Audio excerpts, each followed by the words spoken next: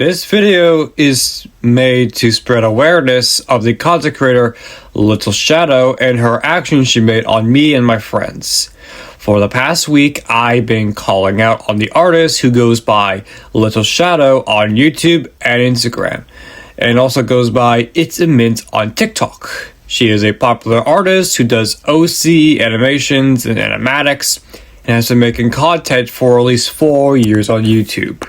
I never knew the artist until a mutual of mine, whom I will keep anonymous for this video, big for her safety, alerted me by showing this video right here, published on February 4th of this year. Who you playing with, sweetie? Amanda. Huh? Oh, who are you? I'm Amanda. I'm 6. And I love unicorns. Now, I need to shine in on some context on these two characters. The characters in question are Julia the Immortal and Nick. The lore I have gathered is that she once took care of Nick when he was a younger child. The age is not specified for the reason.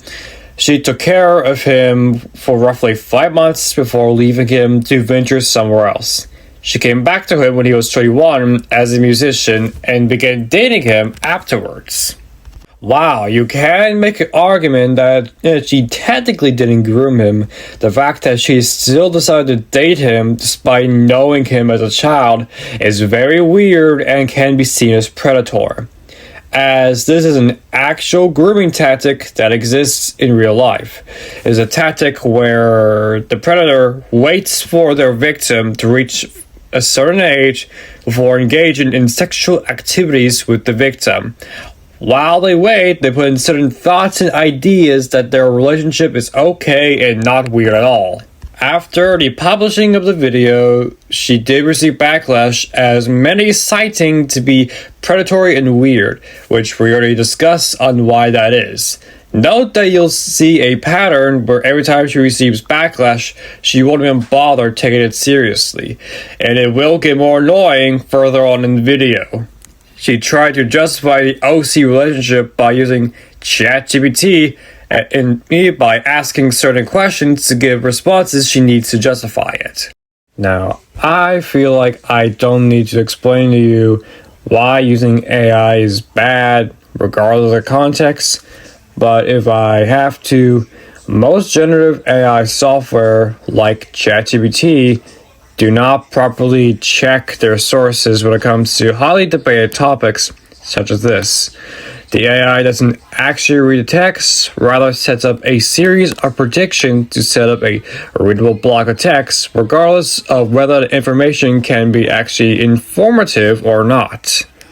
It is certainly worse with ChatGPT, as many don't know you can actually manipulate the AI to answer certain things that are in your favor. It is also owned by OpenAI, one of the largest generative AI companies in the tech world, who have been in support of President Donald Trump, giving him and the administration over $25 million to support his campaign.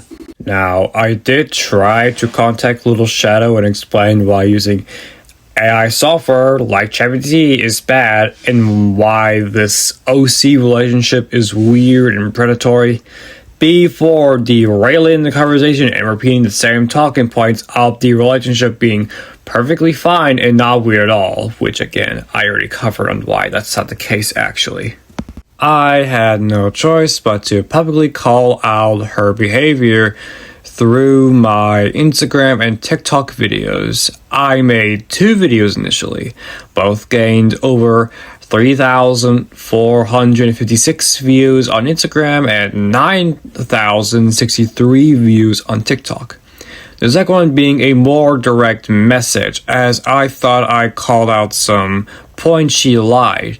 But looking back, I was wrong on certain details about her lore, such as this. In our DM conversation, you claimed that the Immortal was absent from Nick's life until he was 21, which they started dating after it. how could it be that when this TikTok video exists, showing that yes, she was very present in Nick's entire life?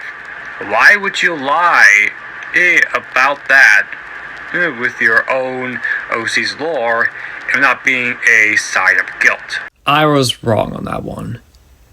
And it's not supposed to be him as a teenager as I thought it was. That was supposed to be him when he was 21. I will take full responsibility for that little bit of information right there.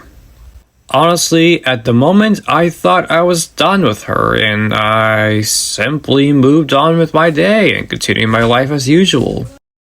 Until the next day, I was flooded by hate comments from her deranged fanbase. She linked my second video directly onto her Instagram stories, all spouting the same talking points that because the characters are all fictional, it's not weird or predatory at all. Now, those who do not know the context of why these talking points exist, these are talking points often used by people who are into lolly and shotacon, which are genres of Japanese art depicting young boys and girls in sexual situations. Now, this is where my friend Remy comes in, who is a fellow artist and someone I have known for over 3 years.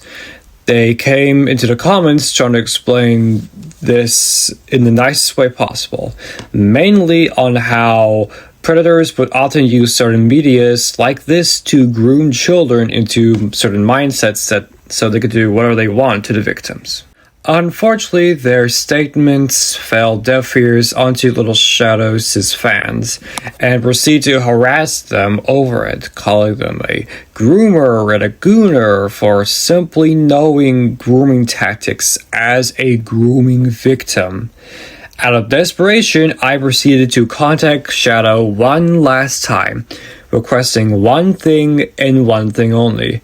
That is to condemn her fans for victim blaming my friend from their grooming. Instead of that, not only she did not do that, but publicly paint me as a serial harasser who has been harassing her unfairly. Meanwhile, her fans are continuing to berate my friend because they also dare to publicly speak out as well. She literally called harassment and victim blaming as just expressing their opinions, which is extremely ignorant and immature coming from her side. It's like it's one thing to not able to control your audience and how they act. It's another to turn a complete blind eye and say nothing on it. Of all the people I publicly called out, not one has had my head scratch harder in frustration than Little Shadow, an ignorant and lazy artist who is perfectly okay in letting her fans harass anyone that either doesn't find her content comfortable or has issues with said content.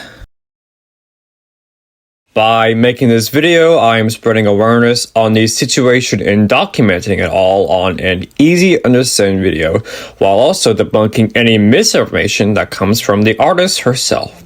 I encourage many others to do the same without harassing anyone, obviously, because like I said in the beginning of the video, I don't encourage any form of harassment. Thank you for watching. Please like, share, and subscribe to my YouTube channel. Peace.